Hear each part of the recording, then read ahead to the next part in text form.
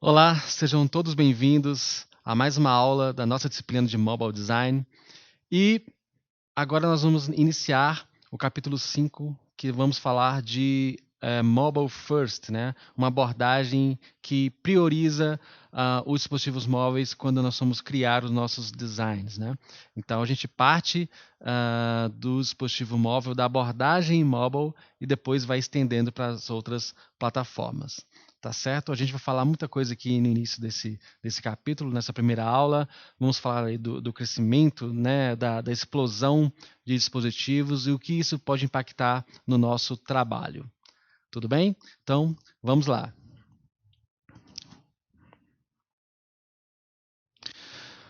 Para falar de Mobile First, a gente sempre começa falando da grande expansão, né? O que isso significa e como que as oportunidades podem aparecer, né, dessa grande expansão, esse Big Bang quase de dispositivos móveis, né? Algumas frases de famosos aqui, né, para começar, algumas celebridades deste ramo, né? Eric Schmidt, presidente do Google, né, Alphabet, né, também, porque agora o Google existe uma empresa maior, né, acima do Google, criada esse grupo de empresas chamado Alphabet, e eles falaram que o Eric Schmidt fala que eles estão adotando o Mobile First porque isso aumenta a oportunidade de criar produtos melhores, né?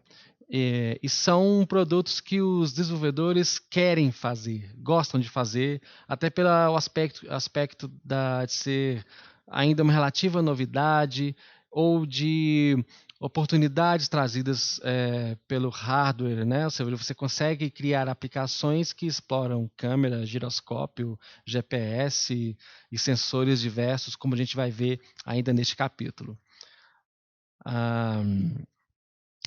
Kate Aronofsky, que é da chefe de design no Facebook, ela também falou isso, né? A gente está adotando o mobile first e o desktop second. Olha só, é uma escolha, né, feita pelo próprio Facebook mesmo de colocar o desktop em segundo plano para a maioria dos produtos, porque eles sabem, e talvez a gente até já saiba isso de forma mais intuitiva, de que plataformas como Facebook, Instagram e o WhatsApp são largamente mais acessadas via smartphone do que desktop, certo? Kevin Lynch também, da Adobe. Precisamos muito de mudar a mentalidade para o mobile first. Aí ele completa com uma frase meio profética, né? Essa é a grande mudança desde a revolução do PC, do computador pessoal, né? Então, ele diz que desde a revolução do PC dos anos 90, né? Ele compara a evolução do PC dos anos 80 e 90 ao momento que vivemos hoje com a adoção do Mobile First. Então, é uma coisa bem séria e está sendo levada com bastante seriedade aí pelos grandes players do mercado mobile. Falando de grande expansão, vamos falar de alguns números, né? A gente já falou disso aqui numas aulas anteriores, mas o crescimento de acesso à web via dispositivos móveis aumentou, superou, né, o acesso desktop em 8 vezes, né? Então, o tráfego global de dados móveis, de acordo com essa previsão, pode crescer 26 vezes nos próximos 5 anos, né? Então, é muita coisa para a gente entender um pouco a seriedade do que a gente está fazendo aqui também, de como que os dispositivos móveis deixaram de ser uma coisa alternativa para ser o ator principal deste processo aí, né, de aplicações interativas e de produtos digitais e tudo mais. Outro dado interessante também, esse dado é de 2008, segundo o IBGE, 92,3% dos brasileiros usam o smartphone como a principal fonte de conexão à internet, né? Então, em muitas casas no Brasil não existe computador, mas existe sim 3 celulares na mesma casa, acessando o 3G, o 4G e tudo mais, né? Então, para a gente entender um pouco mais a importância que os dispositivos móveis ganhou aí nos últimos anos. Eu deixei aqui um link para vocês acessarem desse site. É uma iniciativa do próprio Google também, chamada Think with Google, e que tem vários insights, várias estatísticas, dados relevantes para o que a gente vai fazer na área de design, na área de desenvolvimento. Então, é um site interessante para guardar aí nos seus favoritos, tá certo? Então, vale a pena conferir. Outra coisa também importante, 33% dos consumidores procuram produtos ou serviços, né, não importa, no site da marca, enquanto apenas 26%, né, fazem por meio de um aplicativo. Então, olha o que isso significa, né? Essa coisa de sair criando aplicativos demasiadamente, essa aplicativo mania, né, que a gente pôde ver aí nos últimos 3 anos, pode estar com os dias contados, ou cair ali, né, num nível mais aceitável, porque muita gente prefere fazer uma interação via web ou via algum assistente, como o Google Now ou a Siri da Apple, por exemplo, ao invés de ter que baixar um aplicativo, né? Muitas lojas de e-commerce, lojas de departamentos, insistem que você baixe o aplicativo da loja para poder conferir, né, os produtos e tal, mas isso não está colando muito, né, entre os usuários. Outra coisa também é que mais ou menos 70% das pessoas, as pessoas passam em média 70% do tempo nas redes sociais, né, via algum dispositivo móvel, muito mais do que um desktop, né? Então, para você anunciar um produto aí, né, ou um site móvel, uma interface que você fez para a web para dispositivos móveis, tome bastante cuidado, verifique se a sua interface está adequada, se está responsiva, se ela permite uma boa experiência no mobile, porque você pode causar aí talvez uma certa um prejuízo para você ficar divulgando um layout mal feito ou mal diagramado, fora de grid, ou com uma arquitetura ruim, uma arquitetura de informação ruim, porque isso pode ter um efeito contrário ao que você esperava, tá? Porque as pessoas ficam muito tempo nas redes sociais. Se você quer divulgar o seu produto numa rede social, você pode ter feito o contrário, porque na rede social as pessoas comentam ali mesmo e já reclamam e todo mundo fica sabendo. Porque 57% dos usuários não recomendariam um produto ou serviço se um site mobile for mal feito. Eu, por exemplo, deixei de abrir uma conta em um banco porque a experiência mobile era ruim. Então eu desisti e fui para um concorrente, só por causa disso, tá?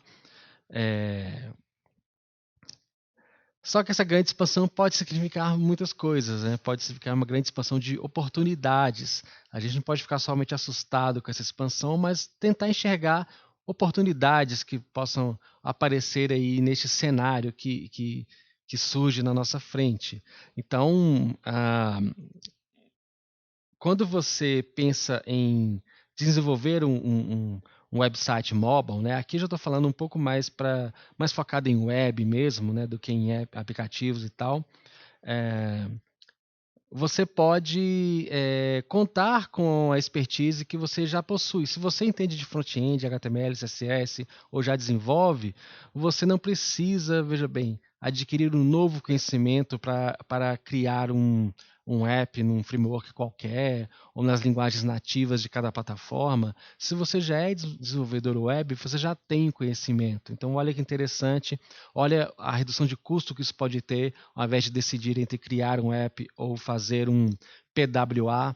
A gente vai falar sobre isso também durante as aulas interativas, né? O PWA é o Progressive Web Application, que é uma alternativa a criação de aplicativos, né? Ao invés de criar um aplicativo, você pode criar um PWA que oferece uma experiência muito semelhante à de um aplicativo nativo, quase ali pau a pau ali na mesma performance, e já consumindo vários recursos de hardware disponíveis pelo aparelho, né? Então, o PWA é interessante, recomendo a pesquisa aí no Google para saber o que é. Se você for gerir uma equipe, né, é bom saber dessas possibilidades, até na hora de decidir se faz um aplicativo mesmo, se constrói realmente um aplicativo nativo, ou se você cria um PWA. Pode ser uma solução mais vantajosa, tanto financeiramente, né, quanto até de experiência de uso também. Porque com PWAs, usando HTML, CSS, JavaScript, você consegue explorar vários recursos de hardware do seu aparelho, como o giroscópio, como o GPS, como a câmera, e diversos outros sensores, né? Você pode escrever na tela, fazer assinaturas com o dedo na tela do celular, usando simplesmente o browser ali do usuário, oferecendo uma experiência que não parece que você está acessando um site. A experiência, um usuário mais desavisado pode não perceber que ele está acessando uma plataforma web. Ele vai jurar que ele está acessando um aplicativo nativo. Quer fazer um teste? Entra no Twitter, quem tem uma conta no Twitter, e salva a home do Twitter na home screen do seu aparelho celular. E você vai ter uma experiência de um aplicativo, mas que não é um aplicativo, é um PWA, tá certo? Inclusive, ele aparece na lista de aplicativos do seu aparelho. É bem interessante mesmo, e tem várias possibilidades de interação com o hardware do aparelho, que a gente vai falar disso aqui também mais para frente. Fazendo ainda, né, usando o web, você pode fazer testes AB, testes de usabilidade, espalhar vários layouts, 2 ou 3 layouts, testar esses layouts na web, o que é muito interessante. É difícil, mais difícil fazer isso com aplicativos instalados na loja, né? Falando em loja também, você não precisa se preocupar com a loja e com as burocracias das lojas, tanto Apple quanto Google também. Então, pensando do ponto de vista mais estratégico, você como designer, é bom você pensar nisso também, né? Como gerar uma estratégia que seja uma combinação da experiência desktop e mobile também. Lembra, nós falamos isso anteriormente. Nós não vivemos no mundo mobile only. A gente está falando de mobile first, mas não é mobile only. A tendência é o uso mais distribuído entre desktop e dispositivos móveis, né? Então, é bom a gente pensar em uma experiência mais rica na multiplataforma, tá? Então, para concluir, já existem mais dispositivos móveis no planeta do que pessoas, né? O smartphone também se tornou o principal meio de acesso à internet, com 93%, com 92% dos brasileiros. As pessoas preferem ter uma experiência mais na web ou mais direta, utilizando algum assistente, do que baixar um app na loja, tá certo?